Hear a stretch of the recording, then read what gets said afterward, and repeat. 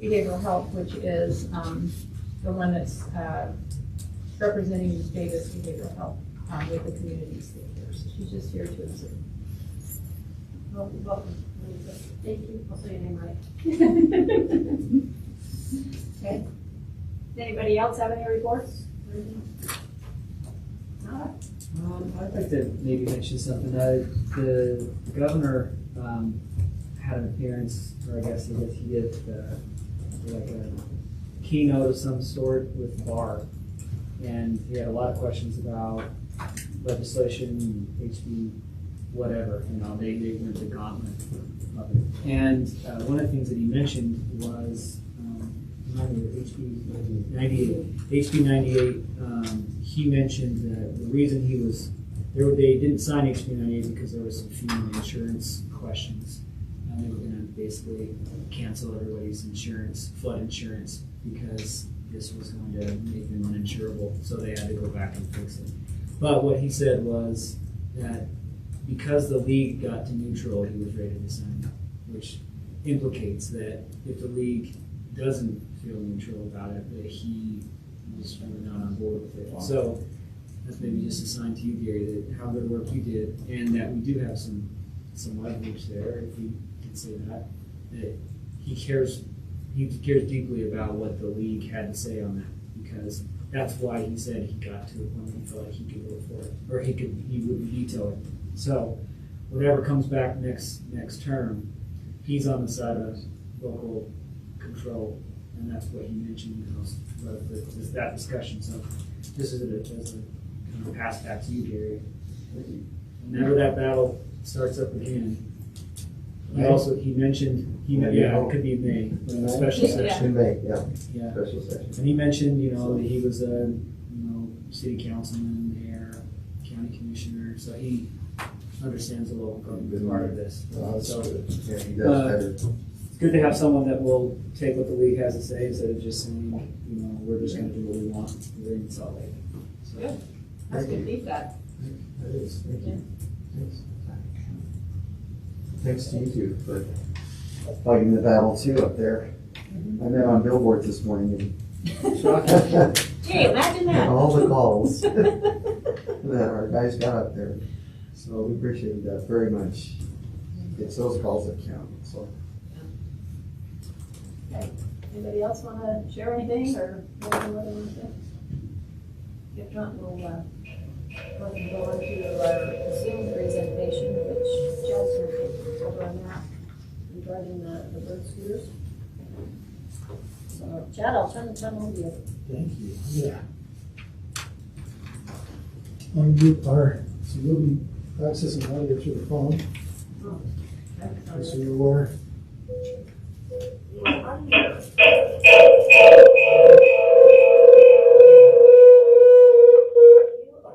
We're going to try that there. yeah, I was going to say, that's muted.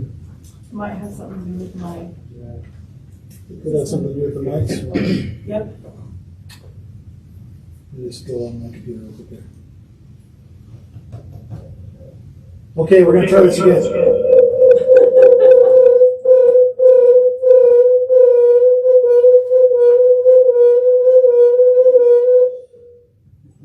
I can hear you. Can you hear me? Yeah. Okay, great. Looks like there was some feedback happening. So would you like me to present? Perfect. I'll go ahead and share my screen then and get started.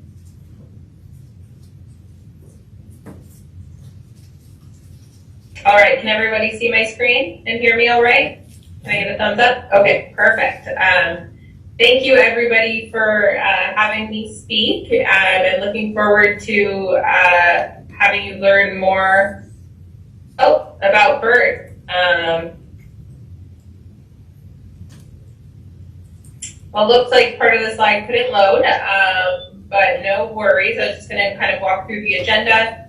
I think that the goal of this presentation is just to keep it into a quick 10 minutes and talk with you about who Bird is, why we're interested in Layton, kind of the latest and greatest with us, and then wrap up with the proposal that we have for our launch plans.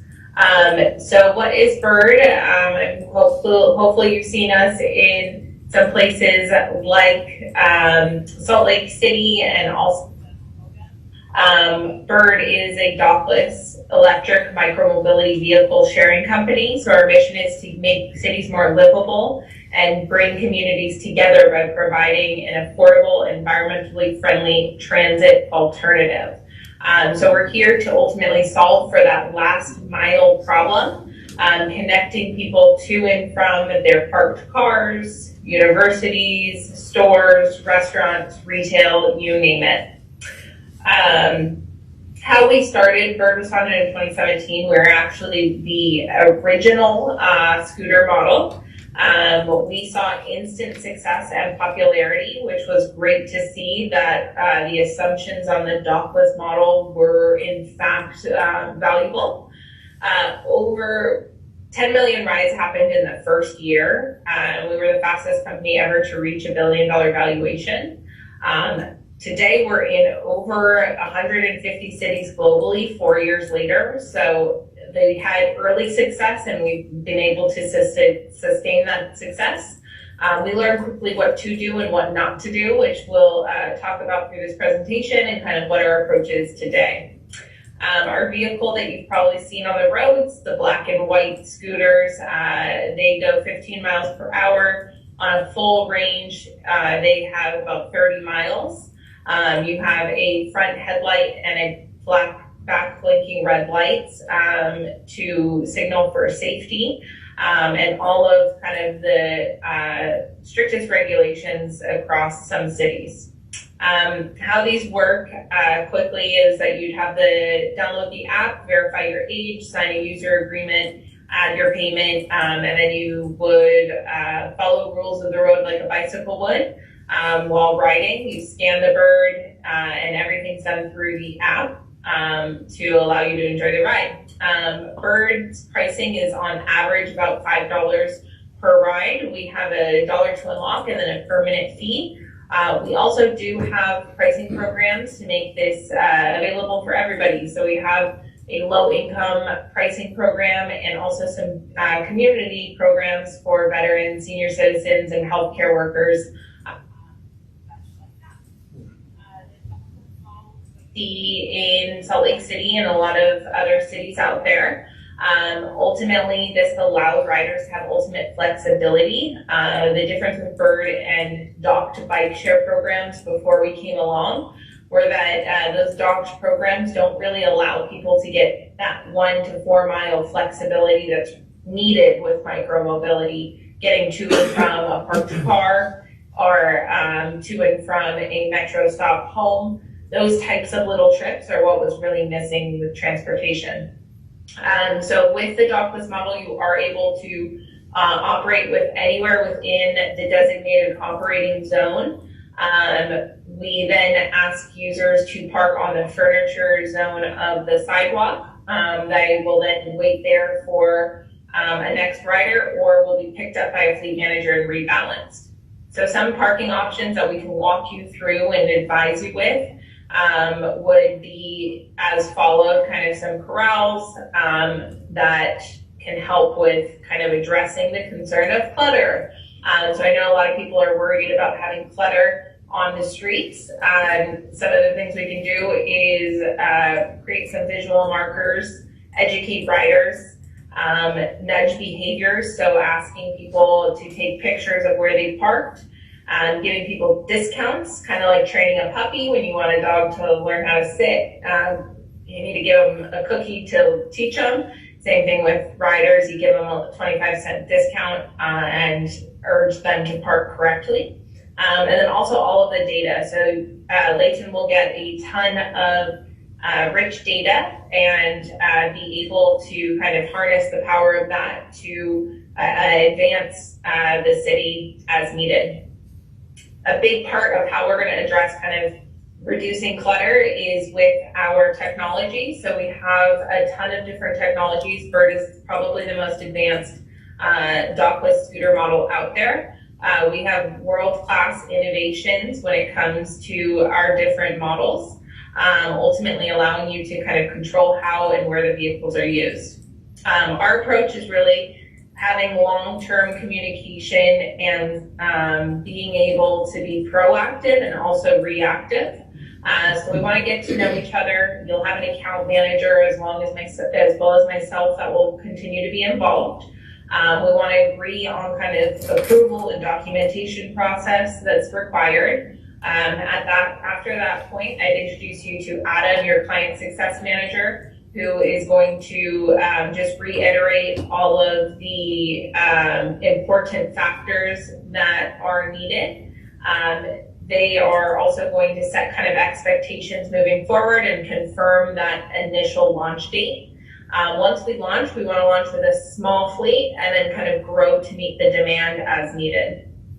Our fleet manager model really is a winning combination. So you're going to have someone local who lives in Layton. They're going to have really deep community ties, understand the market really well, be able to quickly and fastly resolve issues as they're going to be responsible for charging, repairing, and doing different move tasks throughout the day. They are going to be making a percent of the revenue that comes in from the fleet, so they're encouraged to kind of make sure that these vehicles are placed properly. And they also, in the beginning portion, their earnings go towards paying off the cost of the birds. So they don't want to leave any abandoned, lost, really provides with some great incentives. So what's great about this is that they're not just a local player that's trying to figure out this complex scooter industry. They're backed by Bird, who really is a industry leader. They have our technology, our tools, our operational understanding that we'll train and coach them on, as well as our vehicles. And this is also going to be no cost to the fleet manager to get started or to the city, which is great. We'll kind of front load all the costs needed to get implementation up and running. And that's all kind of we ask for. So we look to start with a fleet of 100 birds in Layton. We would be working with one fleet manager. We would like to launch as soon as April, so I guess this month or next month, depending on kind of when you provide that approval. Right now we are in Salt Lake City. We are in the RFP process to continue servicing there and have made it to the final round, so strong signals that we will continue to be there. We are also in Orem, and soon we will be launching in Ogden, maybe in the next week or two. We're also seeking approval from pretty much all of the communities around you, and hope to have approval shortly. Everything is kind of going well. We're kind of just looking over those final details in either agreements or business licenses. So with that, hopefully the sound works. Would love to kind of see what questions y'all have, and happy to answer those, or I can follow up with this presentation and a FAQ document to read over, depending on the time that we have available. You guys have any questions on this? Thank you, Kate. We're just going to see if we've got any questions here real quick. So I do, because she mentioned in here about an RFP process. Is this something the city's looking at doing and other companies as well?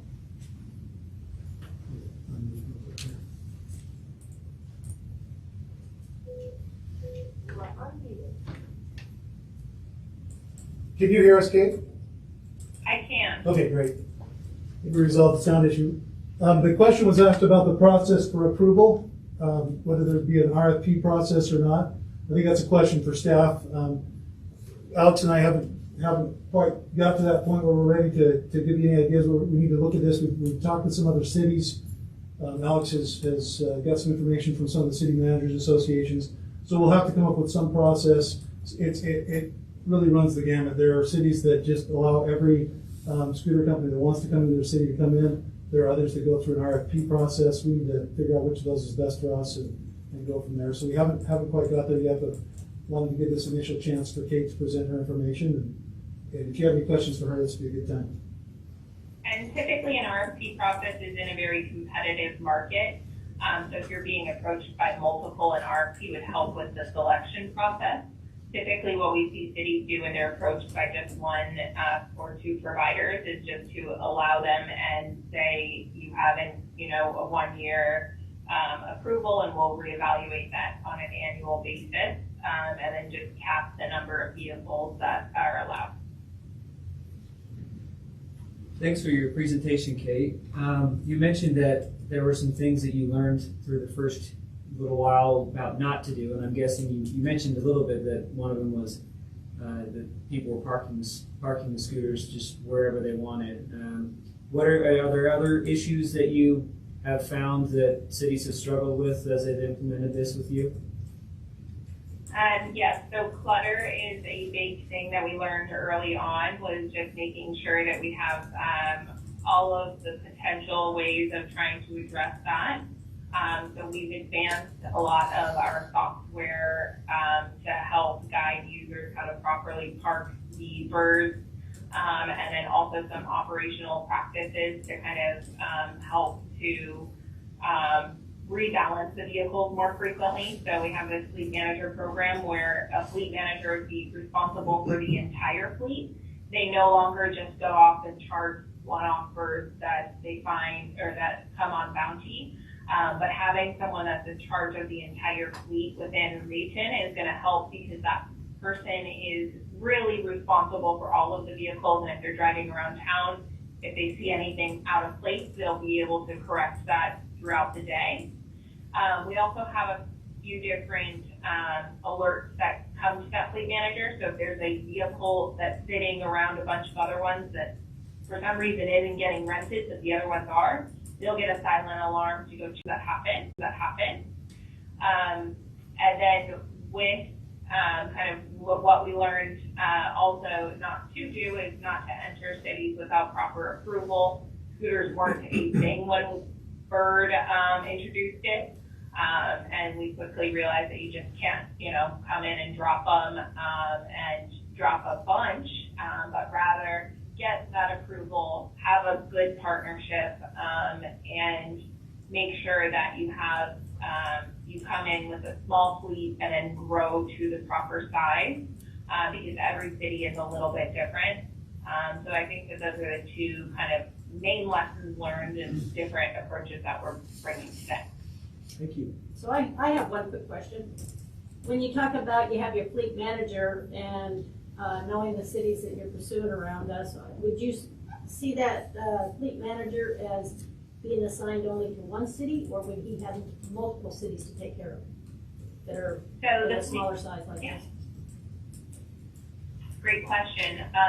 Our fleet managers, we cap them at being able to manage only 100 birds. So they would only have the eligibility to get 100 birds unless they had a large scale operation that they were able to prove out over time. So we'll typically work with a few different people and kind of center them in one area. So likely Layton would only have one fleet manager.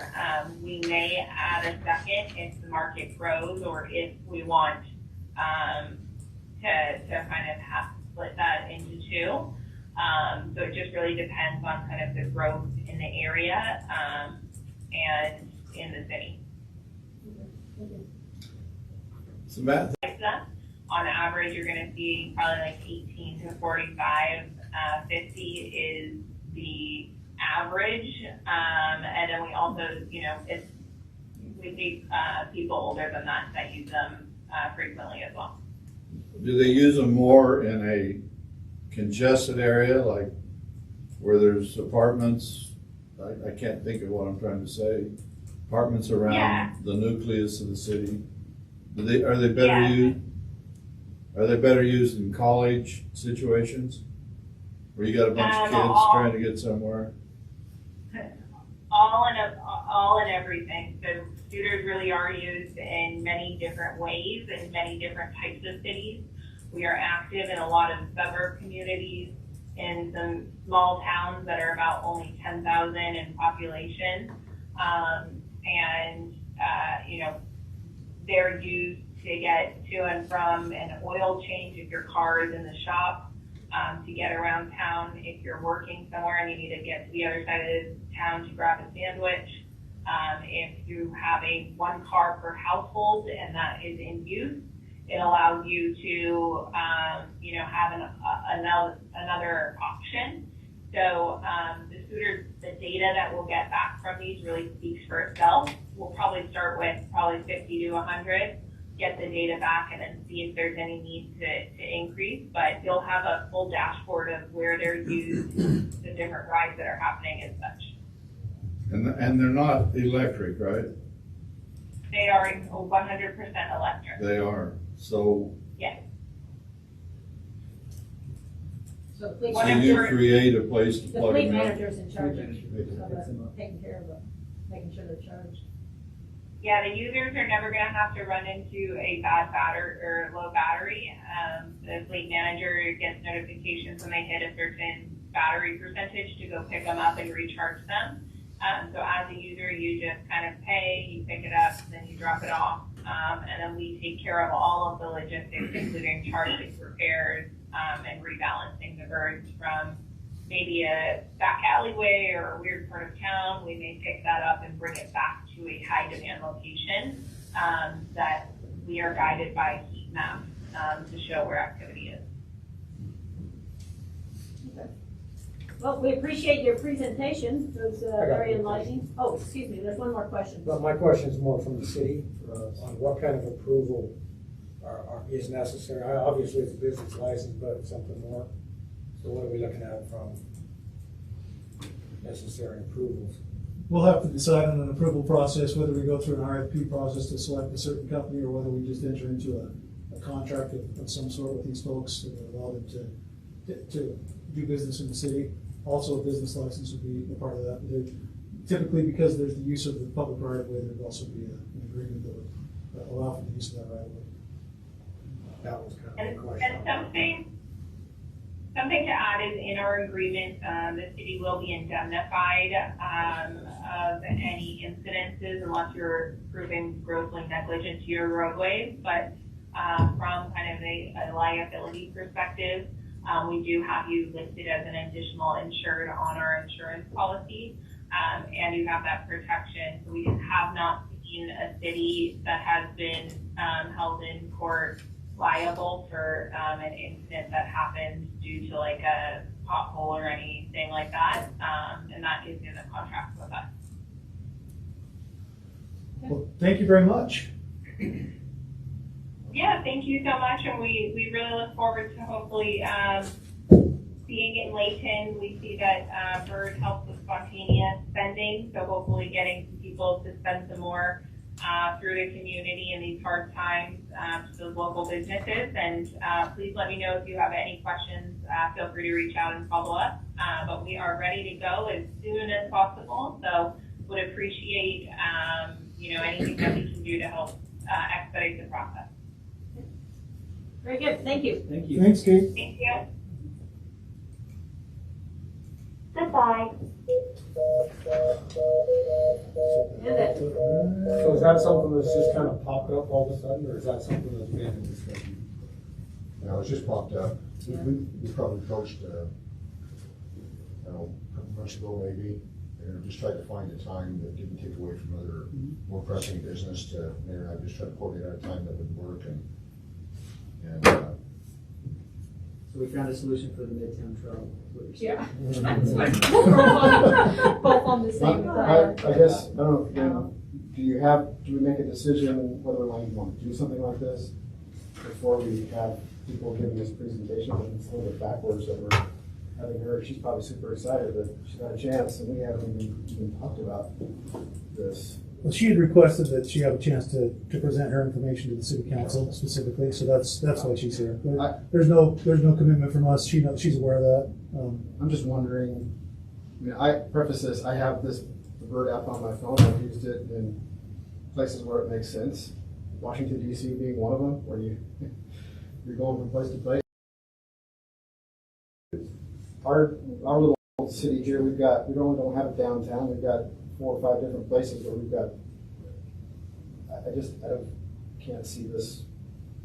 I don't either. I can't see this working with 100 scooters and. Well, who's gonna especially ride out it, on where the they're public gonna right go, of way. and I'd much rather have us be more bike friendly than Yeah. scooter friendly.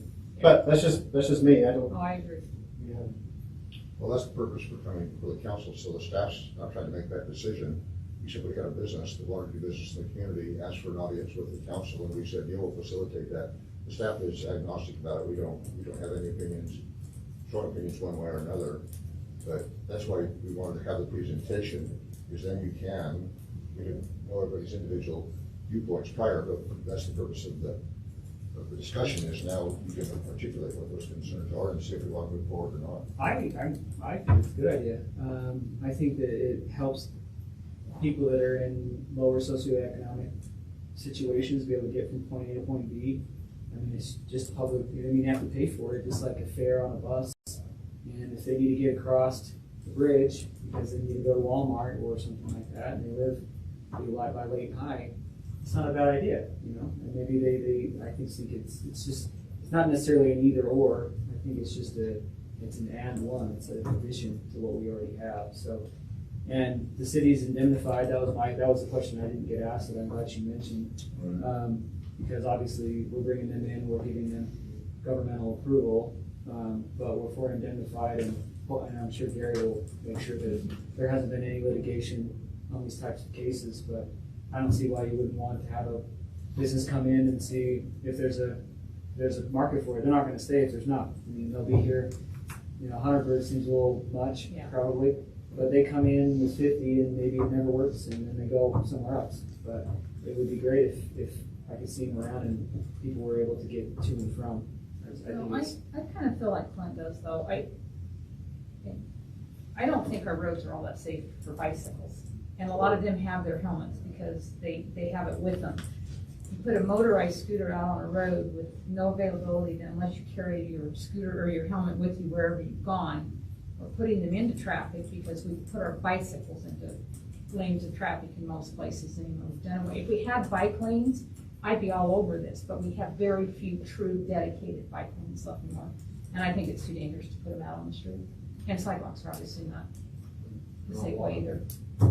So, and 100 is definitely, I can't even think of where you put 100 of them in lanes. Well, and I'm sure that they just do some sort of population analysis. Yeah. They have no idea what our city actually looks like. Well, I think the main thing here is, this is the beginning stage of education. It's a matter of educating ourselves. I mean, this is the first presentation. I mean, I don't think any of us, maybe Clint, has been really adept to it, but Yeah, it's good to learn. They're That's the purpose of it. We need to know and understand what's going on in additional modes of transportation that could come down the road even. But I don't know what kind of minimums they have to see if it Cost works. wise? Yeah, they definitely would say, well, we have to have a At least 25 or 30, yeah. But it's a private business. I mean, I guess I don't have the same concerns about the roads and. They work very well. When she mentioned it, her first two bullet points were connecting public transportation, the last mile. And the discussion that we had about downtown or in our RDA meetings, that area, what you were describing and envisioning of this area, that'd be a perfect place for something as you hop off tracks and you could just scoot on home, kind of a deal. That's where this makes a ton of sense, but where we only have a couple of bus stops and Lakeland go this way and nothing goes this way. It seems like we're not quite there yet. But we wanted As far as the staff, solution. not trying to think through it too much, because it was she made a decision that thought the same thing, or that there were some logical areas where it may work. the But some of the other cities Conference have center, found too is hotels. that- Yeah, that's what we thought, the conference center, midtown area, the people that come in for conference and want to go to the mall, they want to jump on the scooter, they want to go to dinner, jump on the scooter. But we're not like Salt Lake, and we understand that. And that's what other cities in the feedback that Kirkland actually reached out and said, because they've been approached as well as what's people's experiences. We didn't have any feedback because we haven't had experience, but some of the other cities, they took various approaches, but a lot of them, they just came in and it just wasn't economically feasible and they just went away on their own like any private business. But generally the ones that, like Provo, for example, that has a demand, and St. Joseph has a demand, they're the ones who went through an RFP because they had a lot of people. They didn't want, 15 companies in there, none of them doing well, or scooter scattered. But the ones that were kind of marginal, most of them, we're not suggesting this per se, but most of them took kind of a hands-off approach and just let the market do its work, good or bad. But we recognize these kind of things, but we just feel like she ought to be able to have a data present to you, and then you can give us direction and how we proceed. Well, I'm gonna side with her, Zach a bit. I probably would never ride one, but it's a private company, and I don't know why the city wouldn't wanna open the doors to a private company. It's their risk. It's all their decisions, where and what, how and how many and all that. As far as safety, to me, it's no different than a bicycle. I hit those, or come close to hitting those all the time. They don't have helmets on most of them. I mean, I don't see there's an issue between them and bikes. So, I mean, I can't see why you'd want to shut the door to them, because it's a private company, as long as the city would be protected, as you said. That would be my concern. I mean, this is the first time I've heard of it, okay, and the thought of a scooter going across the road 15 miles an hour with cars worries me. I don't know, I mean, I'm just thinking, even a bike. Does a bicycle I help? mean- I mean, that's. I mean, I understand, bike does too. Most Skateboard? people Yeah, that ride skateboards. bikes, except for people around this table that I know how to ride them. How long you I don't think bicycle? a lot of people know how to ride a scooter well enough to do the things they're gonna do. They may learn it. And it makes me nervous. That's my biggest concern. I don't know if it's economically feasible, But that's their but that's their choice. Yeah. Like, that's my point really, is if they wanna come and do it, I don't see there's anything specific about us that would prevent it. And we get nothing out of the deal. A business license fee, that's it, right? Help What's the people, deal? help our citizens How come? move around a little bit. Well, in the more competitive cities, we have had another company come in and look at it. A company called Layton. They provide scooters in Salt Lake as well. And where it's more competitive, like in Salt Lake and Ogden, they do charge a $1 for every dollar, or excuse me, I think it's like 10 cents for every dollar goes to the city because there's so many of them. So we have a scooter tax. There's a scooter tax. Scooter fee is what it is. But Scooter fee. but in the smaller communities, generally, we did a little research when Lime came in. Yeah. And in the smaller communities, when I say smaller, I mean outside of Salt Lake, where you got a dense downtown area. Typically, you've only got one firm that's interested in doing it because two will put the other one out of business, and so it's there's not usually a very much of a payout. Are they expecting us to give them an RFP? I mean, we give them, come on into Layton, and then some other company comes in, and then they never, that would seem to me they would benefit from giving an RFP. First one. Or you say, okay, let us try this for a year, just us, because if we have somebody else come in. They don't have any expectation.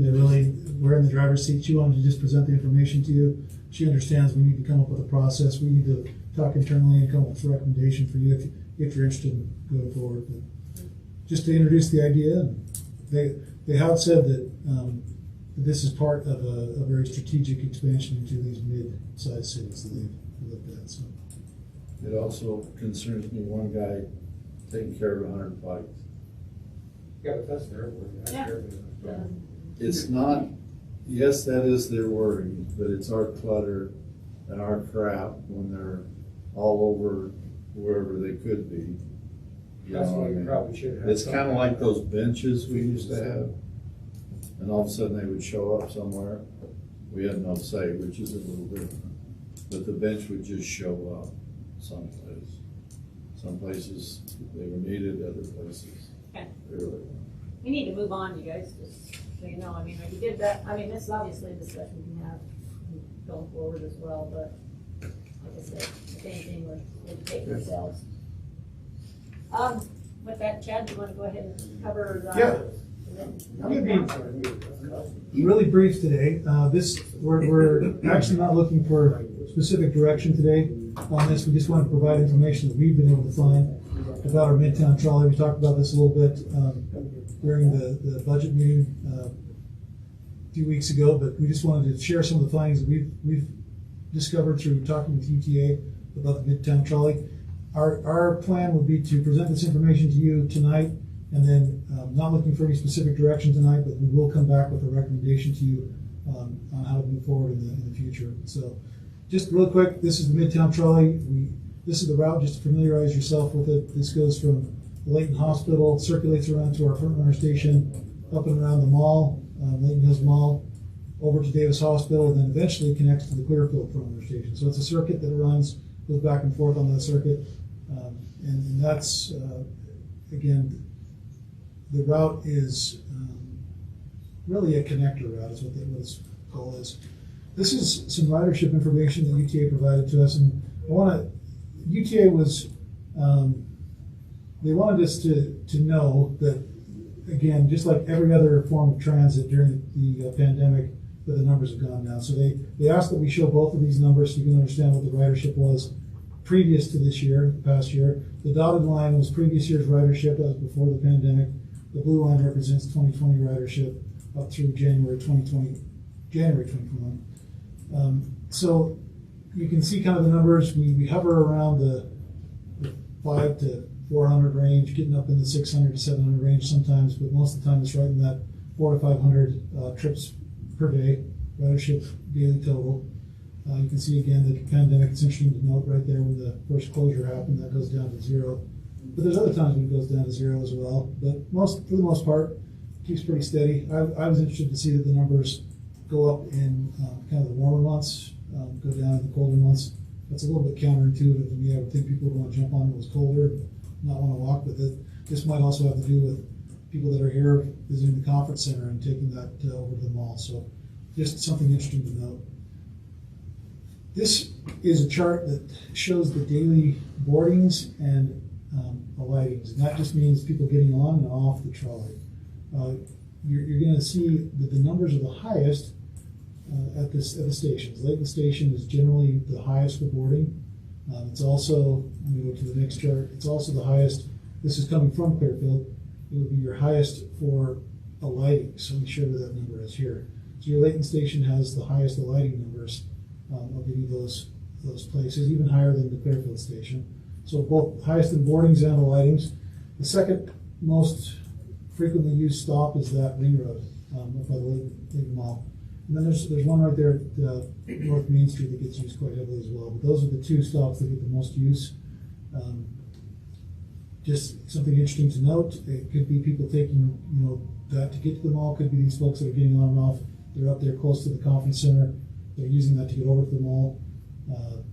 Variety of things that we don't want someone, because it's not a paid fare, we don't have any way to track other than somebody got off and somebody got on. We don't know who that is. Well, we need to realize too, the Layton Hills Mall is where the ski bus and the straight line up to Weaver State. So they may be coming Could be.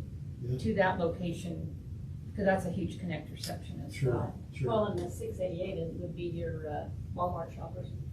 Yep. I see a lot of- That's right in that area. That's Yeah. right.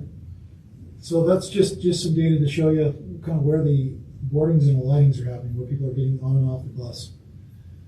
This is the way that the Midtown trolley is funded. Just operating costs. First of all, UTA estimates a $651,000 operating cost for 2021. By agreement, we pay 25% of that cost, and that's really to cover the fare box revenue. We don't charge anybody to take the trolley, so that's covering that fare box revenue. Our agreement for this year is $162,000 and some change there, and we've already signed that agreement for 2021, and that's the agreed upon amount. The funding source for this in the past has been RDA and CDBG funding. CDBG is the Community Development Block Grant. RDA, of course,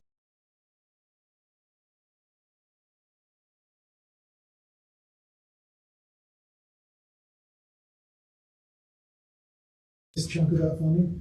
The conference center actually pays a pretty good amount for that as well, for that partner contribution. Then the mall's the next largest contributor, then local hotels, clinics, and hospital. Davis Hospital was, at the beginning of this, a contributor. Just as a note, you got a note down there in the asterisk down there that Davis Hospital has actually ended their participation in the program, and also 3 of our hotels, but we still have several hotels that participate. Another big reason that we're going to be talking about this in the next several weeks is that we had an audit by HUD in 2019. They are the ones that are the federal agency over the Community Development Block Grant Program, and we were told by our auditor that those funds could no longer be used to fund the Midtown Trolley. Now, they had been used in the past. They didn't go backwards. They made us repay some of those funds that were fairly recent, but they didn't go back all the way. They just said going forward, there's not a good way for us to track the use of that Midtown Trolley and to meet the federal requirement of being able to show that there's over 50% of the people using that being low to moderate income. It's not that they're not, just we don't have a good way to track that because it's a free trolley. So that we were told to no longer use that funding, so that has created a bit of a gap, and I'll show you how that works. Tonight's not about the numbers, and we're not looking again for any specific direction from the council, just to give you an idea of where that gap occurs. But with that CDBG funding ending, this reflects both the calendar year and the fiscal year, because there's a difference there. You can see there's a little bit of difference in our numbers there, but that hole is pretty apparent. Once that goes away, then we have to find a way to fill that gap from what we've done in the past. We have those great partners that give us a portion of that funding, but there's a portion that is missing because of that CDBG funding no longer being available. We have covered that with RDA funds for the last couple of years. We're concerned about that going forward. We don't know that that's the best use of our RDA funds, and it's certainly a much larger amount than what we originally anticipated using each year from the RDA. So that's the gist of it. I want to be really brief. We'll be coming back to you with some recommendations as we talk about this more internally as this relates to the budget in the next coming weeks. So I'd be happy to answer any questions. I want to be sensitive to the schedule tonight and not take up too much of the time. Chad, I asked this question a couple of times and maybe just more pointed now. The Prop 1 tax that we approved in Davis County and Weaver County, a lot of that money is going to for UTA, for them to, for improve service, amenities, etc. How much of that, could we ask, how much of or can we use some of that for this service? Or is it why we have the service? That, just wondering, if we're paying tax at the pump, and then we're talking about having to pay out of general fund to keep this going, it seems like you gotta ask the question. Or I think it's a good question. We'll be asking that in the next few weeks. Yeah, okay. We've had some conversations with UTA over the last few weeks. They're aware of this ongoing question. They know about the CDBG funding going away, so yeah, we got that conversation. Okay, thank you. I can say on that point, this has been years ago when this first started, that question was discussed as well, and that's the argument at that time. I don't remember the names of the people involved. Was that's you showed the total cost of $651,000. They're asking the locals to pay $120. That was UTA's position is that we're funding the rest of that, and then we're funding that with this Prop 1. Otherwise, we wouldn't. This is a kind of a specialty program to do these street fairs. So whether that's still true or whether that money's got next, we don't know. But that's what they represented then. Because we asked the same question back then. Yeah, I guess we're talking about wanting to again use general fund money to gap fund something or to. Again, we're not suggesting that. We're just telling you there's an issue here, and we agree something needs to be done. And that's a question that needs to be answered. We have opinions on it, we'll share later, but is it worth it? Is the original vision, has that been realized? And if it hasn't, should it continue? Right. And what's the proper focus, and then what's the proper cost? There's some things are of value, but the cost makes them, the benefit isn't as good as the cost. And we have some opinions on that, but I just wanted to show you the Tom had asked for the data, and then just follow up with that discussion and get direction from you guys. So what you said here, the outside sources, is that the county and all those that you That's just right. said, so they're kicking in all total of those. Yes. The businesses, the county, everything is about 85,000, Yep. Yeah. Yep. according to that. Yep. And we had a dip because of the conference center leaving that about that time. Medical Center, the Davis Hospital. So then, just quickly, you got 650 from us, or no, 651's total, 162, so plus 84, 2 something, and UTA is picking up the rest. Our portion is 162, and that, That includes the other, the partners, the 162. Oh, that includes the- Includes the partners. So That our includes the portion's been 65, 70. Okay, that's what I thought originally. Yeah, so they're picking up, 500. So that 25% 490 of on Layton UTA is with the others. Yes, it does include the others. That's confusing, but, Okay, um, so we're kicking in 80 something, they're kicking in 80 something. and in the past, we were splitting that between CDBG and RDA. We don't have a CDBG anymore, so we either have to pay that all the way from RDA, and our concern is long-term, if that's a good idea to use that RDA money for that. So, Okay.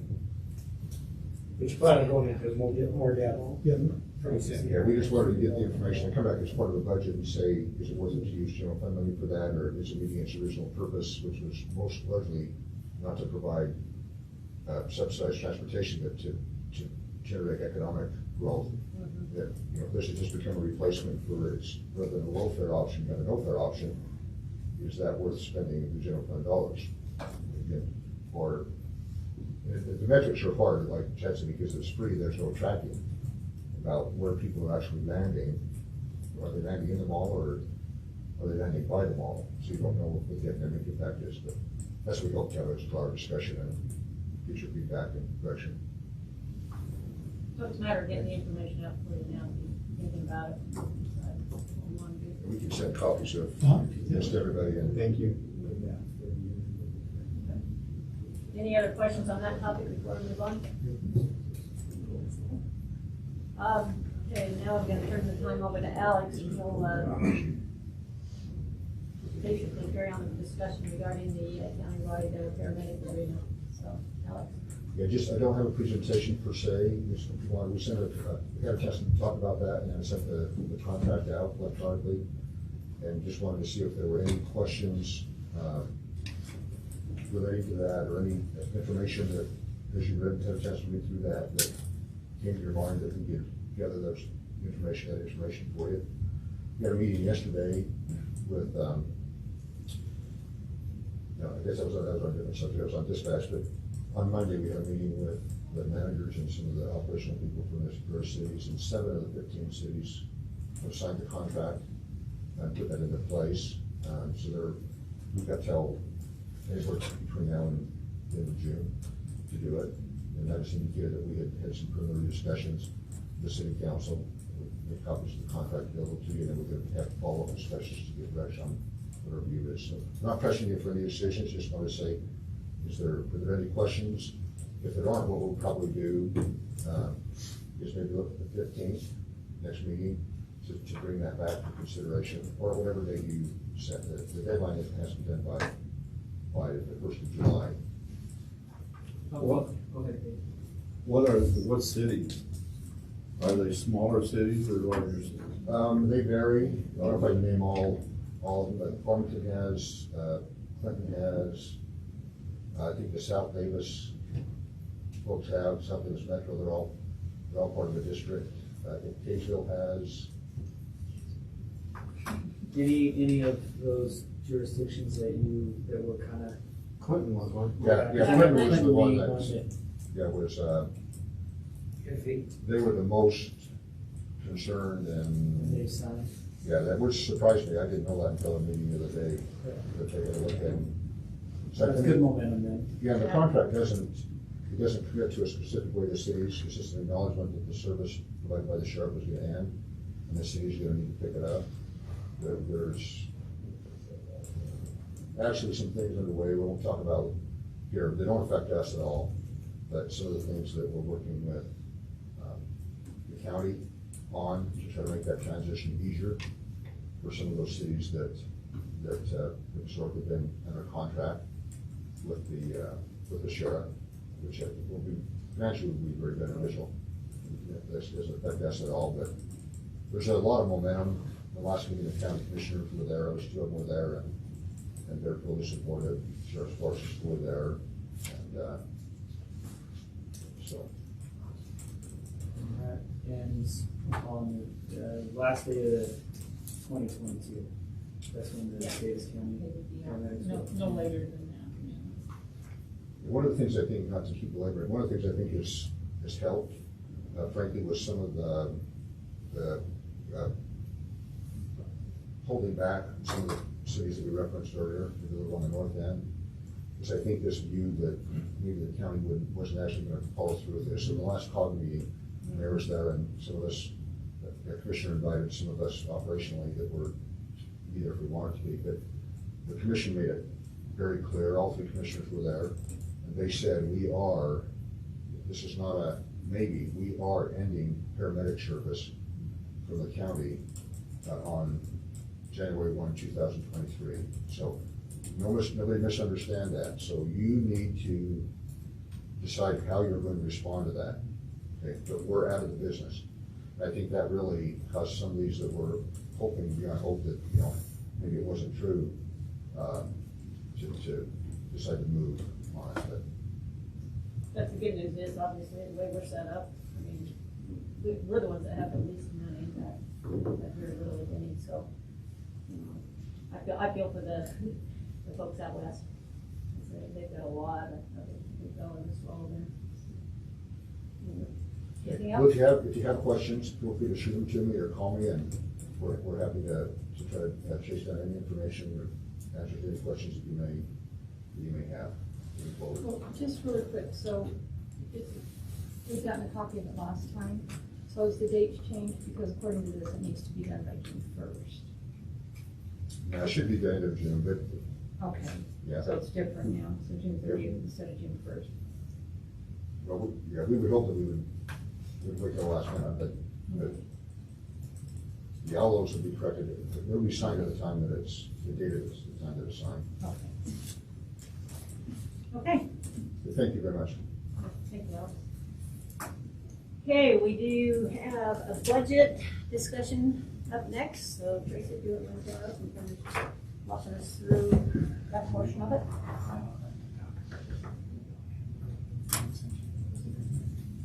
Yeah, we could. That's the question Chase was just asking with the CTC proposal. You want to, you got hinted at wanting to talk about that part of the budget, so. Yeah, that's what Tracy said. We can do that, sure. part of that, so. I think that'd be Do you want me fine. to do that right now then? If you wanna do that, So I- then we won't run out of time. Okay. Since you It'll- have someone here. It'll just be short. So this is the proposal from the communities that cares, and I think we've, over the last year, talked about the mayor and I getting involved in this. There are two of them currently up and running, for different boards, one feeding out of Northridge High School and one feeding out of Layton High. This shows all of the partners that have come together. We have really a lot of support across the county, actually. We're not the only one doing this. There's a North Davis one that includes Syracuse and Clearfield and all of that, and then there's a South Davis one forming, and then there will eventually be a central, which will be Kaysville and Farmington, but Layton's large enough with the two high schools, they wanted to do it separately. So it's not a new program, it's been around for a long time, it's evidence-based, out of the University of Washington, I think is where it's from. And it works with our youth, trying to develop programs, basically to keep them in school and out of trouble, and this will not create new programs. If there's programs out there, it uses assessment, community resourcing, evaluation of programming, those kinds of things. And talking about the funding, so when we met with them last year, when we first got this started, it was $5,000, and then they've come back with a need for some additional funding. They do get money from the state of Utah. And all of our state legislators have been provided a packet of this as well, our local ones, to understand where that funding is, how that's being used. There's some county prevention funding through Davis Behavioral Health, but there's still a need for more funding. And what they're asking of the cities is 30 cents per resident for this effort. And when we met with them, we pretty much told them that we didn't think that was going to happen. So what we were thinking is about $10,000 for this year to finish getting things really going, and then, maybe in the future, the 30 cents might be, feasible once we start seeing some benefits of it to our residents. My question to Alex and Tracy was, I didn't know where this fit into the budget. And, so that's my little presentation, and thanks, Alyssa, for being here, and it's up to you then where, I don't know how the rest of it, like I said, you know, budgets. I would assume that we'd fall under the council donations section of the budget, but maybe Alex can correct me if I'm wrong. No. We haven't tried to assign, without a lot of discussion with the council Yeah. and direction, we haven't had to make any assumptions about where it could be funded. So Okay. I have a question, you touched on them generally, I mean, this is a general, and it sounds like there's an analysis that's done that actually causes you to focus in on this Certain versus things. that, but in others' experiences, what are the other cities that, or other places that are doing this, what are the types of issues that end up getting focused on? I assume like suicide might be something, is there, Yeah. what are some of those core things that seem to be Actually, that, Yeah, and I don't know if you want to have Elisa talk. It's based on our Sharps data, which is done every other year in the high schools or and junior highs. That's done by the State Department of Health, and that is where all of the predictive factors and all that come from. But can you just real quickly tell them what the factors are? I know there's risks and protective, but what are the specific The outcome topics or, that yeah, we're looking at? Yeah. Yeah, so CTC looks at, I think there's 6 major health and behavior problems for youth, and that can be substance use, depression, anxiety, I'm trying to think, delinquency, violence, dropouts. Those are kind of the big ones that they look at. And then they look at all of these evidence-based risk and protective factors that show, are connected to those health and behavior problems. None of the CTCs, with the exception of North Davis, have gotten to the fact, like there's a process that we all go through, and it's community owned and operated. They lead these community members through the data, they look, and then the community members decide what the priorities are. So North Davis has found that vaping and depression are the highest in their, the highest health and behavior problems in their youth. And so I know one of their biggest risk factors is low commitment to school. So all of their their programs are focused on that risk factor. And then we also, bring in programs that focus on the protective factor of family and engagement and school connection and bonding and all that. So, but yeah, does that answer your question? Yeah, I just want to get an idea of what the kind of end results issues are that they're finding. Yeah, and they're waiting on the new Sharps data from the last one that was just done, and so when was that one completed? So we have 2019 data right now. 2021, they'll be doing that in the schools right now. It goes 6th, 8th, 10th, and 12th grade. All of those students in our county will be taking the data, and then we'll get that. We also look at some other local data as well. Like we have Carlene Kidman with youth court, so she's got a lot of youth court, data. Anyway, but we look at a lot of other local data sources as well, not just the SHARP, but the SHARP is a big one because it does outline those specific risk and protective factors that we want to look at. you have a question for Chris? Yeah, so where do they spend the money then? Say they have a problem with drug use, where does the money go? So the community groups then look at, they go through resource assessment to see what's already out in the community, and if there's something there, then they'll tag into that. So, help with that. Media, if we were to want to do a media campaign to, like what the state's doing right now with the Live On campaign, we could do something more localized. Or if a program is missing, it would be helping pay for the development of a program type of thing. So. Or bringing in like a blueprints program. Yeah. So blueprints is like a menu of evidence-based programs that connects the problem behavior and the risk factor you're focusing on. You bring that in. But for example, North Davis, they noticed that Big Brothers Big Sisters is one of those evidence-based programs. And so instead of bringing something in, Big Brothers Big Sisters is already there. They're doing everything they can to support them and expand their efforts in their community. But personally, I genuinely concerned for our youth. I know that it seems like year after year there's more and more troubles they can get into.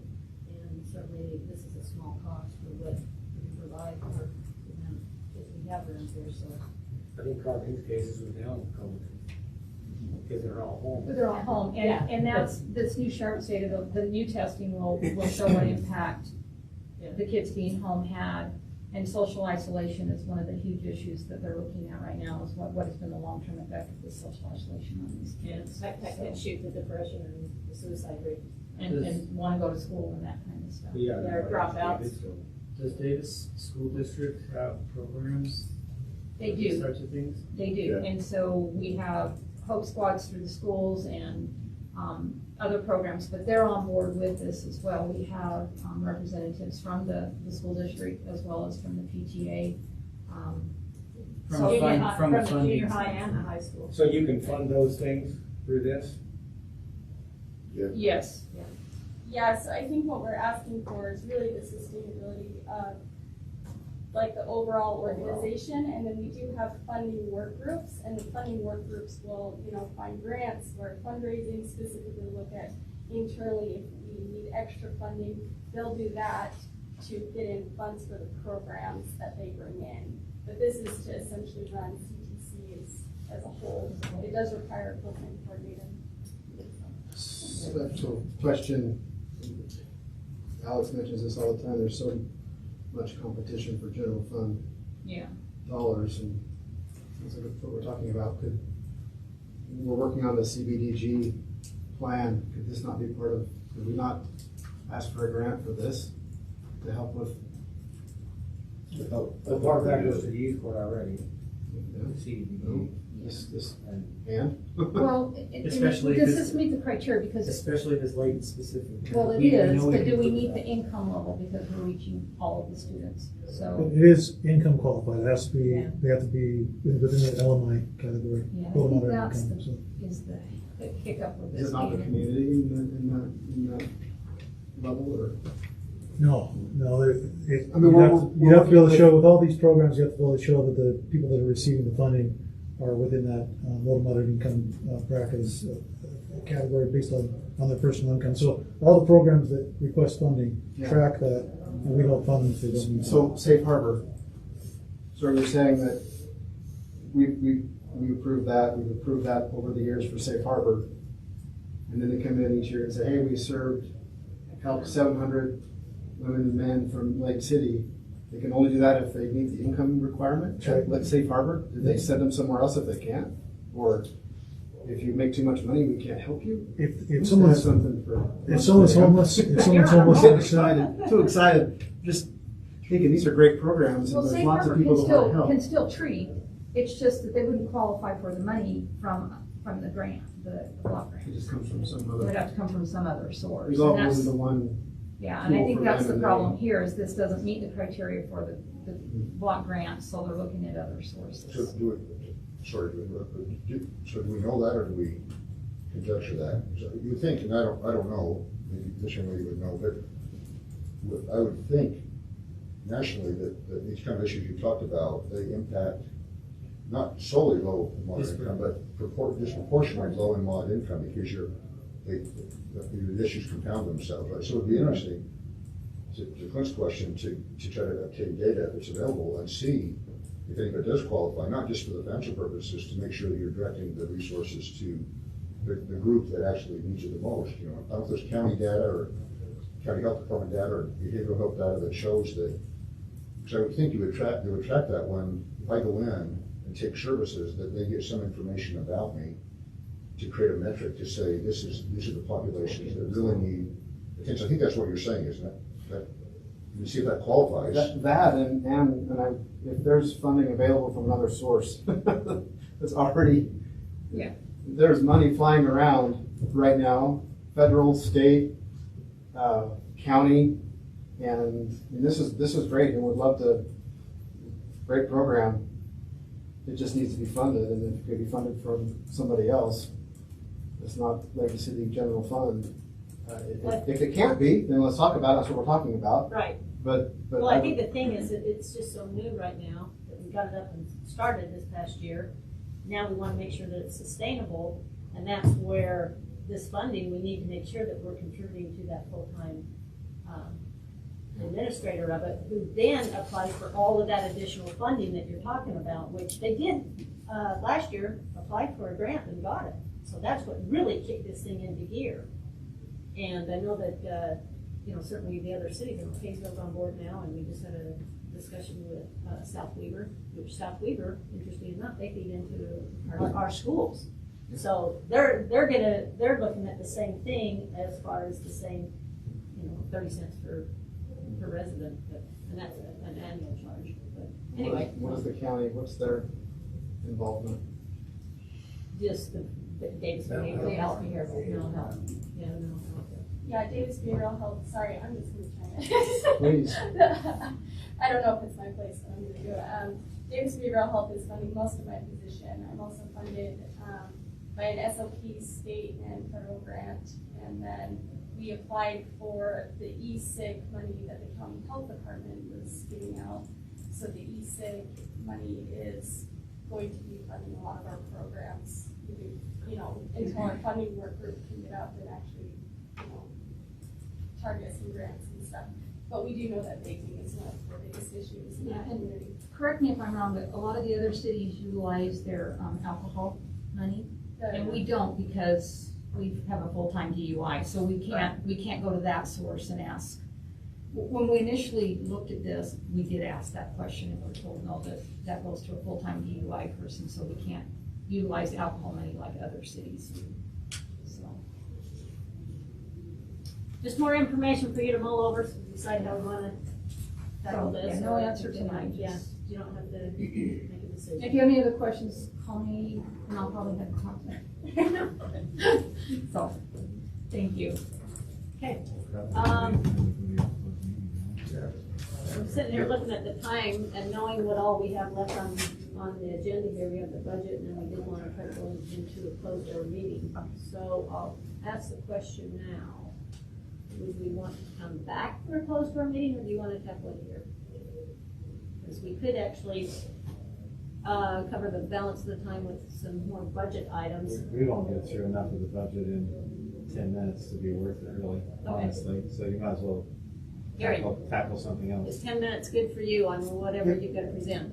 Yep. It is? Yeah, Okay. I've gotta have an answer, so All I right. gotta do it in 10 minutes. Well then, I'm gonna jump down to item number 7, so in that case, I'll look for a motion first to close our work session and go into a special closed door meeting. So moved. All in favor? Wait, Second. thanks. Ah, I didn't hear a second. aye. Hang on just 1 second. And everyone voted yes? Yeah. So just a quick question, the CDBG, there are percentages you can't go over in the different areas. 15%. Yeah, like Safe Harbor knows there's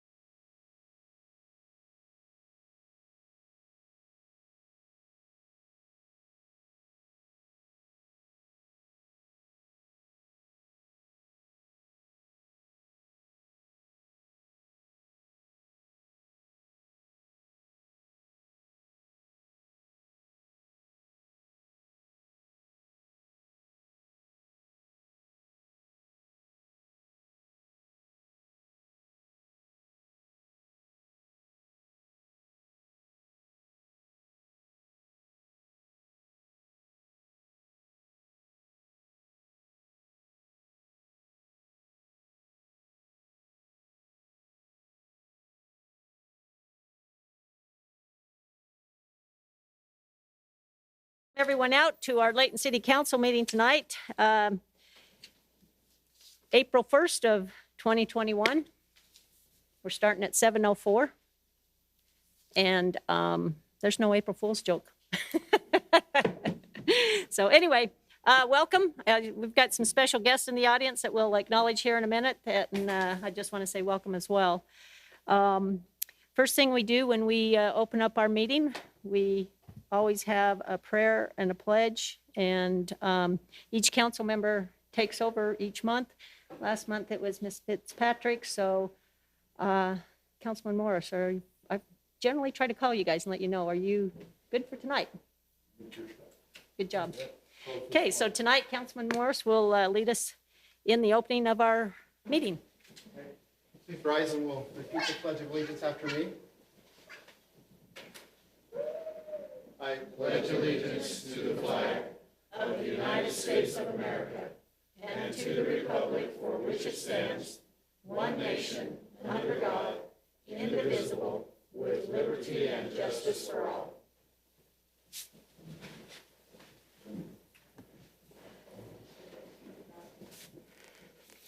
Our Father in heaven, we come before Thee, citizens of this great community, grateful for Thee and grateful for the blessings of peace and safety that we enjoyed this evening.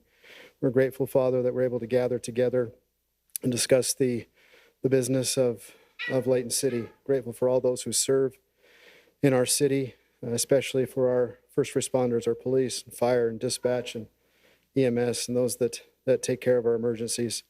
And we're grateful for this evening to gather. We ask that Thou would please bless us with wisdom as we discuss these items that are on our agenda. Grateful for those also elected officials who serve. And these things, Father, we pray in the name of Jesus Christ. Amen. Thank you very much. Okay, Council, we have 2 sets of minutes that we need to approve. So I'll look for any type of action regarding the minutes. I'll make a motion, Madam Mayor, that we approve the minutes of the Layton City Council, work meeting January 7th, 2021, and the minutes of the council budget meeting March 10th, 2021, as written, with a special thank you to Kim. These are great minutes. Thanks. So is there any corrections? Stands that there's no corrections. It's been moved and seconded. All in favor, say aye. Aye. Okay, thank you very much. We'll now move on to municipal events or announcements. Does anyone have any announcements there to be made? I know we're counting down. There's 15 more days until the Ed Kenley Theater, or I should say the Kenley Theater, excuse me, makes their great announcements. So we'll see what comes from there. Okay, now it comes to the fun part of the meeting. And tonight's an extra special night. We have with us some, excuse me? I already did. Okay, sorry. That's okay. Anyway, continuing here. Like I said, this is an unusual situation for us here in our city, and we love it. And we want to give acknowledgement to a very talented young team here that resides in the city. And with that, we have a proclamation that I am going to have Mr. Tom Day, Councilman Day, read for us. And I'll let him go ahead and announce who this is. Okay, before I read it, I'd like to congratulate Layton Christian Academy boys basketball team personally and on behalf of the mayor and council for this championship that they've won. Now I'll go ahead and read the proclamation. Whereas the Layton Christian Academy boys basketball team experienced unparalleled success within the state this year, and whereas the Layton Christian Academy basketball program is centered around hard work, dedication, honor, class, and pride, and whereas 3 players were invited to the Deseret News 2A All-State team for the 2020-2021 season, and whereas the team's overall season was 19 wins against 6 losses, and whereas the Layton Christian Academy boys basketball team averaged 75 points per game and held their region opponents to an average of 42 points per game, and whereas during season play, the Layton Christian Academy boys basketball team won 9 consecutive games, and whereas a 10-win, no-loss region record led the team to the state playoffs, and whereas the team represented not only their school, but also the community of Layton City, whereas Coach Bobby Porter was named Coach of the Year for the state of Utah, now therefore Layton City proclaims its recognition of the 2020-2021 Layton Christian Academy boys basketball team as Region 17 and State 2A champions. So, big congratulations there.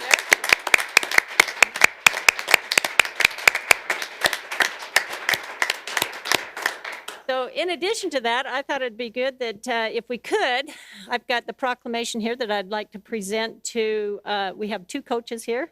We have Coach Torres and Coach Thompson.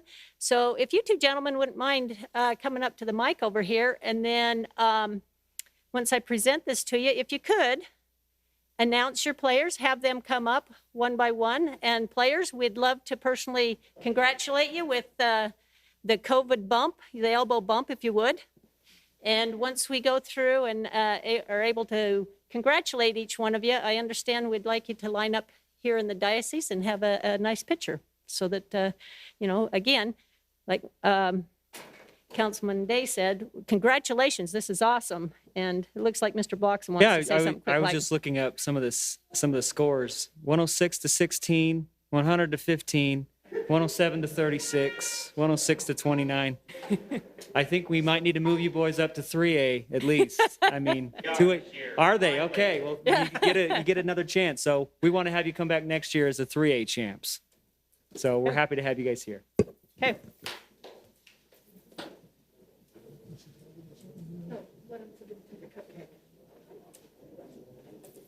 Okay, so Coach, thank you very much. We appreciate coaching such a fine team, and if you could call them up.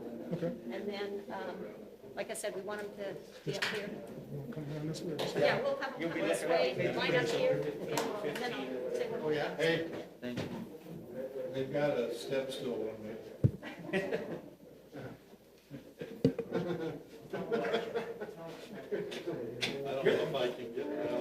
All right. One that's going to be playing underneath, so you're going to need it. Okay, let's acknowledge these young fellows. All right, so we have right here Sammy from Rwanda, sophomore. Nahum from Ethiopia, senior. Junior from Trinidad, Shorn. Malik from Layton, he's a sophomore. We got Kerim from Turkey, sophomore, junior. Junior from Rwanda, Chris. Freshman from London, Timmy. Cliff from Rwanda, also a sophomore. Senior from Trinidad, Akil. Solomon Barrow from Senegal. Jahim Elder from Trinidad. Luca from Portugal. Tommy from London. And Atesh from Turkey. And Kevin from Turkey also.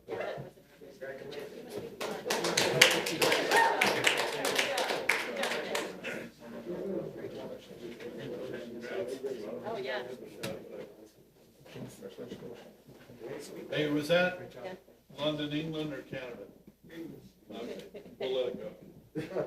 Smart Alex. Okay, I think Mr. Price. Where you at? This is a tall bunch. I'm a Liverpool fan, so I don't know. Oh, you want us in there? We can't see you there. Oh, okay. So council, let's go down in front, and while you're making your way down there for this photo op, I want these young gentlemen to know that People will think. make sure you look into the camera, not that those treats on the table, but those treats are for you. So there's one apiece.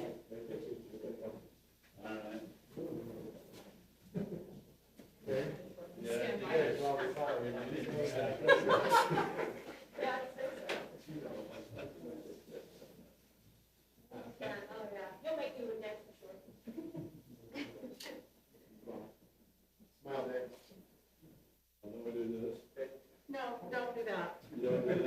Who are you? You did that. I think they can do that.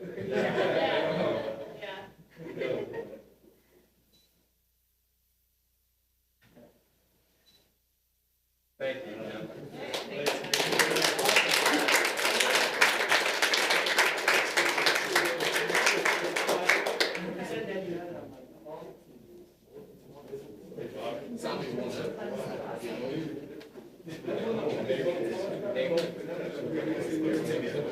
I thought you were going to say you were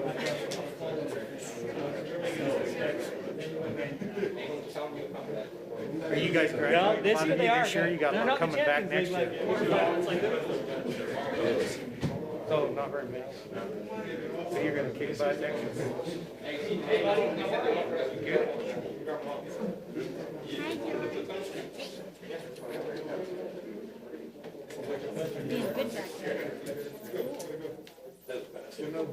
Games, huh?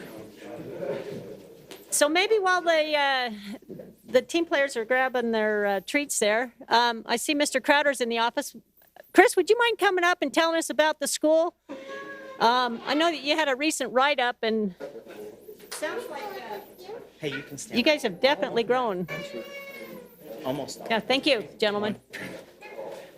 You know, I won't take up a lot of your time because I know you have other business, but Layton Christian Academy has about 400 students, of which about half are generally from out of the country, about 30 different countries. So I will say that these boys in particular, not only do they come together every year from all these different countries, different languages, and put together a winning team. And we are moving to 3A. We've been asking to move to 3A for years, and they wouldn't let us.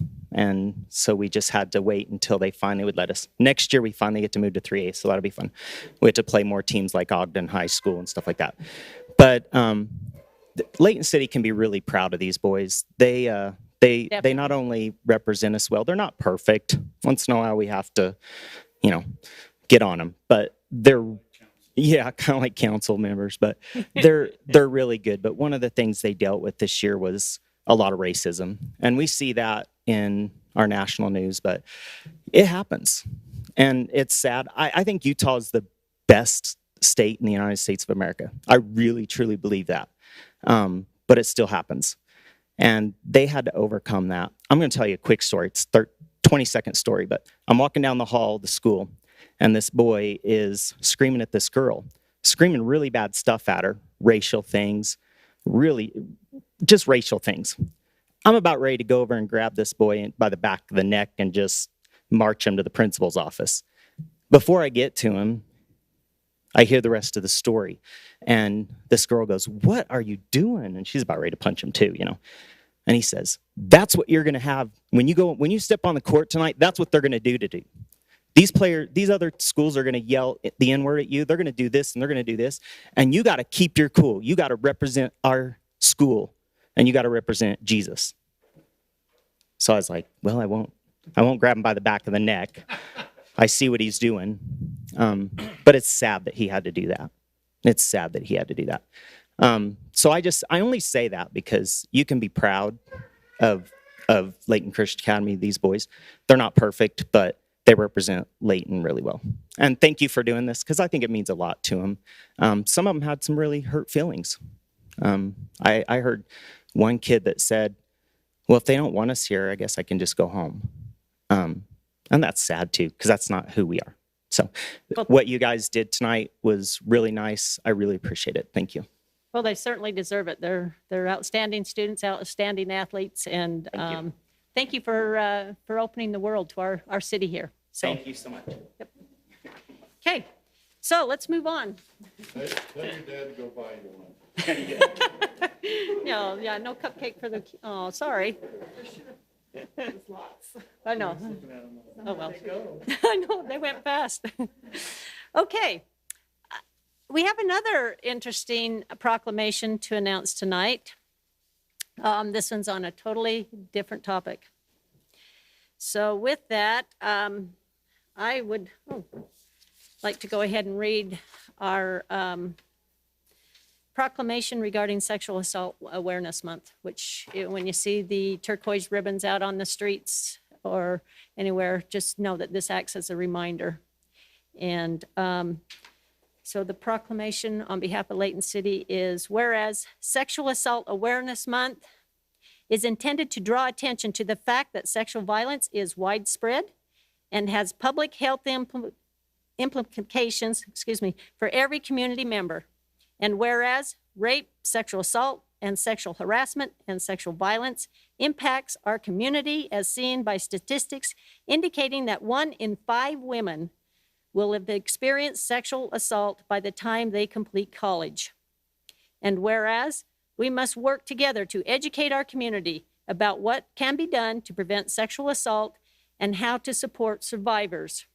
And whereas staff and volunteers of anti-violence program in Layton City encourages every person to speak out when witnessing an act of violence, however small, please act out, or please speak up.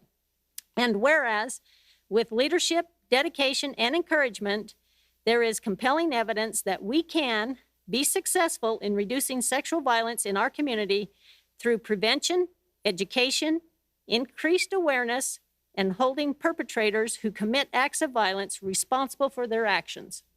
And whereas Layton City strongly supports the efforts of national, state, and local partners and of every citizen to actively engage in public and private efforts, including conversations about what sexual violence is, how to prevent it, how to help survivors connect with the services, and how every segment of our society can work together to better address the sexual violence.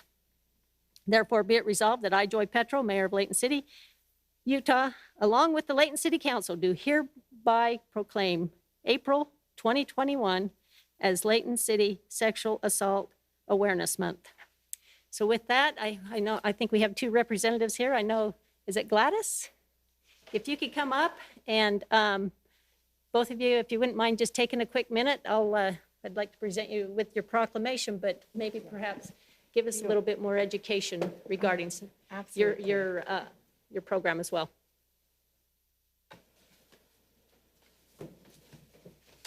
And we're going to share this one. They have it.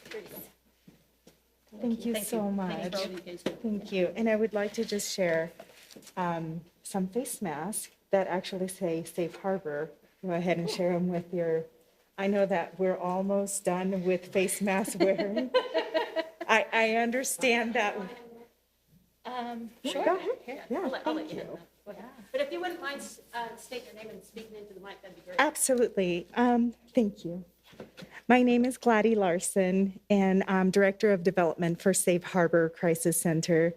And we are so grateful for the support that Layton City has given Safe Harbor over the years. We are actually having a groundbreaking ceremony happening on April 15th, where our outreach center, our prevention center, will be housed. Layton City has supported Safe Harbor for so many years.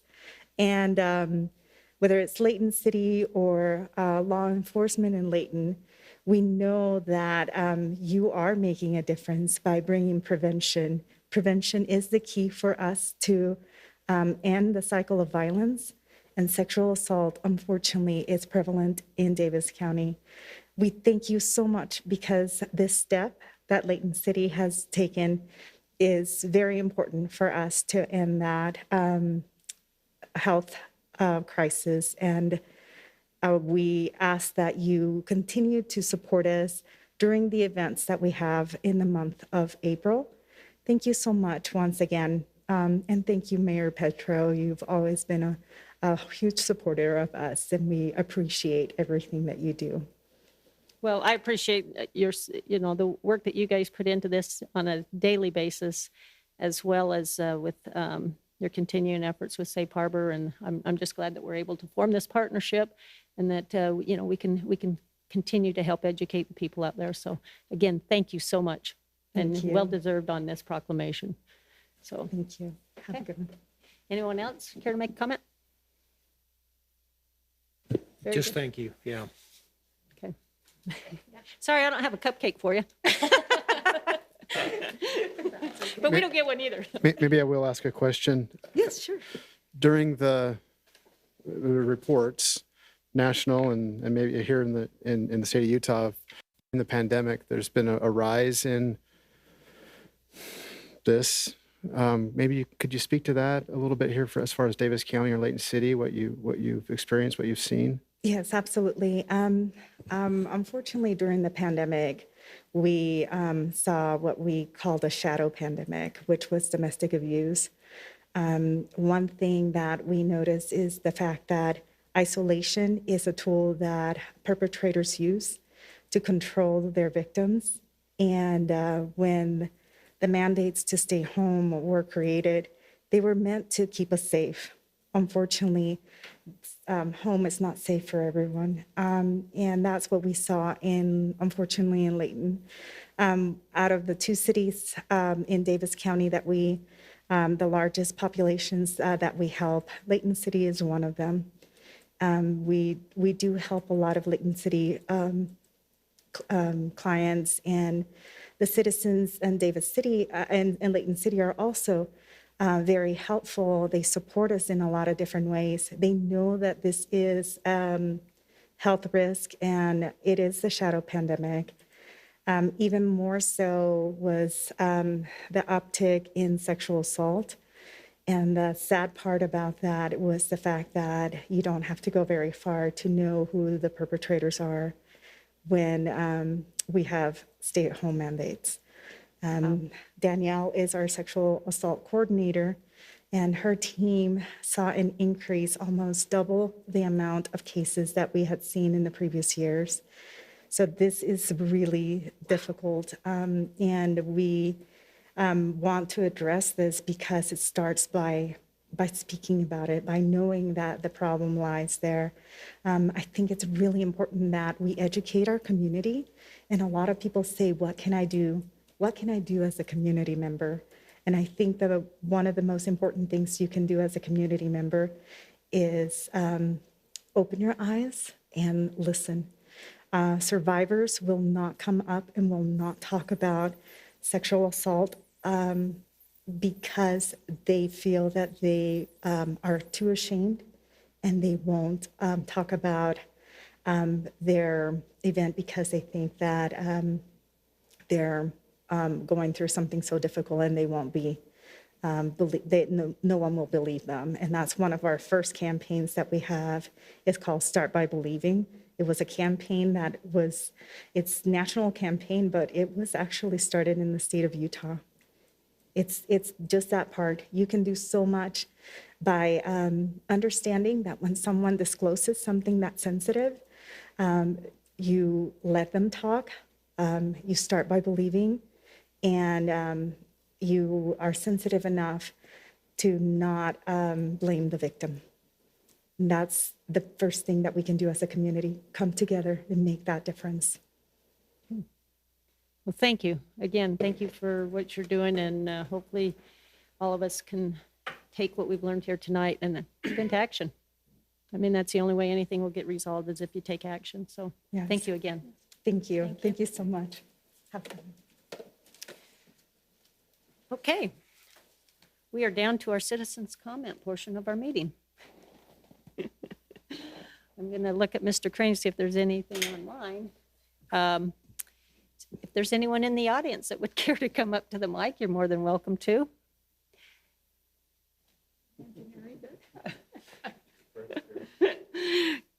I'm only laughing because we have two people here now, so from a full house down to two, which Brett probably wants to say I was going to say which one of them is our planning commissioner chair, Mr. Brett. So thank you for being here. The other one is Elisa, who happens to be our coordinator for our communities that cares. So thank you for being here. And at this point, we have 0 comments as well online. So this may be a short meeting. So let's go ahead and move on down to our consent item. This consent item will be presented by our Parks Director, Mr. Dave Price, and it's regarding a bid award for Merrill Sheriff Construction on a new neighborhood park. So, Mr. Price? Thank you, Mayor and Council.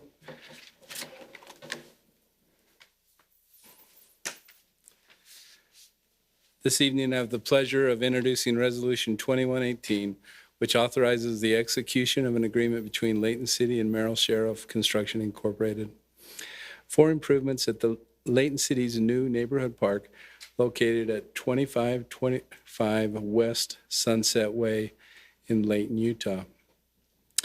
Our staff has worked with Perry Development, Davis School District, and our neighbors in and around Harmony Place PRUD to develop this park.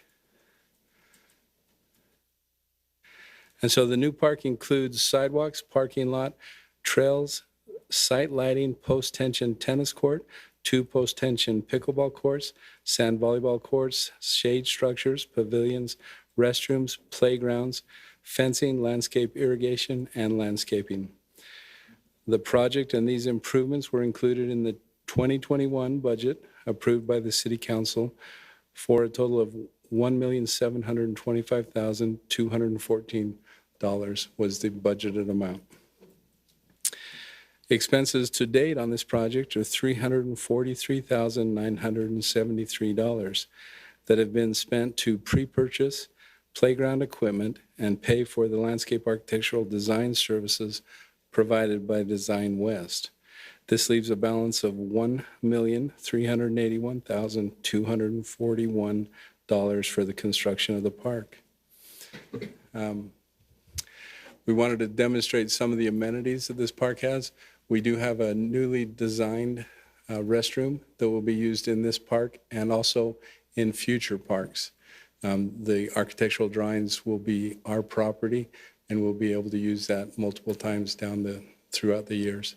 The biggest change to this restroom from the ones that we have used for the last 10 years is that we have an individual or family changing room or restroom in the center. And so it provides a men's, women's, and family area. The park also includes the playground that I mentioned we prepaid for. It includes 2 areas. There's the area designed for children 2 to 5, and that includes, as you can see there, climbing equipment, slides, movement toys that include the little bicycle, as well as swings. Interesting enough, as we met with the neighborhood and we showed them all different kinds of playground stuff and talked about what they wanted to have in their playgrounds, swings was the #1 item. Good. And so we made sure that we incorporated a lot of those in here. This area will have a softball base. The larger area that is designed for 5 to 12-year-old children is just a little more adventurous and a little higher potential for falls. And so under this play area, we have the softball that we utilize down at Ellison Park. It provides a very safe surface for this type of environment. And as you can see, this is just a little more aggressive. Some of the same features, climbing, jumping, slides. There are 2 movement-based features that spin around. And I'm proud to say that most of the features on both areas are in some way ADA accessible. And so especially in the younger kids area, most of those are able to be rolled up to if they're in a wheelchair, and designed to be manipulated if they have some other type of handicap. And so we're very proud of that feature in this park.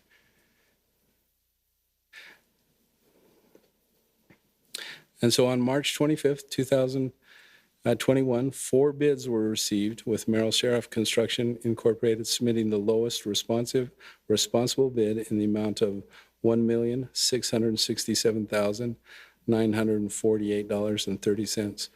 Merrill Sheriff Construction Incorporated was the contractor who built Greyhawk Park for us, and they did a wonderful job up there. We were thrilled to know that they wanted to be bid on this project, and very happy that they were the apparent low bidder.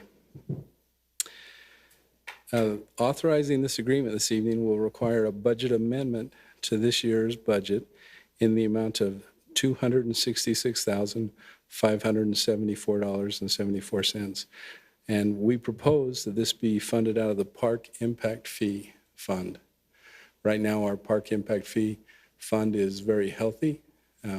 We project that at the end of the next budgetary year, so at the end of 2022, we will have $658,425 in that fund after this budget amendment and the expenses that we talked about through the budget process. And so fortunately, Layton City is growing, and we have that healthy fund to be able to pull this money from. The staff recommends the council adopt Resolution 2118, authorizing the city manager to conduct negotiations and execute an agreement between Layton City and Merrill Sheriff Construction L. Incorporated for construction of the new Layton City Neighborhood Park, Project 20-3. This includes the base bid and build alternates 1, 3, and 4. We recommend that we do not take bid alternate number 2 because of the cost for that upgrade. And so the basic chain link fence is in the base bid. This $18,000 plus some change was just to provide or to upgrade to a vinyl coated black fence.